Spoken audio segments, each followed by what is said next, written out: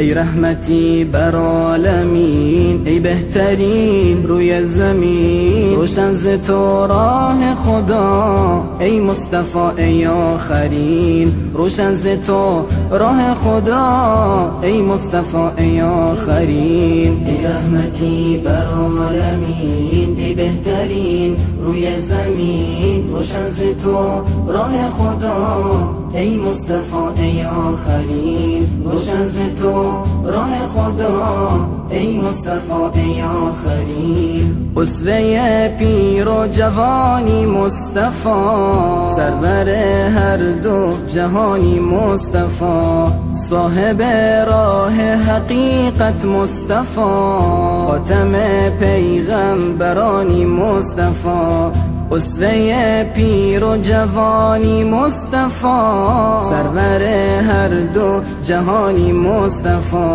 صاحب راه حقیقت مصطفی، خاتم پیغمبرانی مصطفی.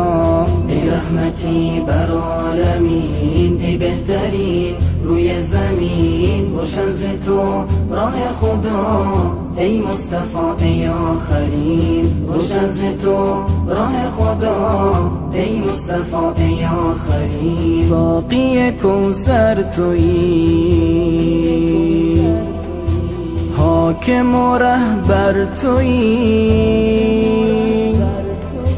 در میان مردمان اختر و گوهر تویی، در میان مردمان اختر و گوهر تویی. ای محمد ای امین، ای رسول نازنین، بر روان پاک تو صد درود و آفرین، بر روان پاک تو صد درود و آفرین. ای رحمتی بر عالمین، ای بهترین روی زمین، روشن ز تو راه خدا، ای مصطفی ای آخرین، روشن ز تو راه خدا، ای مصطفی ای آخرین. ای رمز پیروزیه امروز و دیروز من، خورشید و ماه منی هر شب و هر روز من، از تو میخوانم که دل از فراقت خون شده، گونه هایم ای رسول همتر و گلگون شده، همتر و گلگون شده. ای رحمتی بر عالمین، ای بهترین روی زمین، روشن ز تو راه خدا، ای مصطفی ای آخرین، روشن ز تو راه خدا، ای مصطفی ای آخرین. منجی عالم ای نازنینم، ای شفیع من ای بهترینم، منجی عالم ای نازنینم، ای شفیع من ای بهترینم.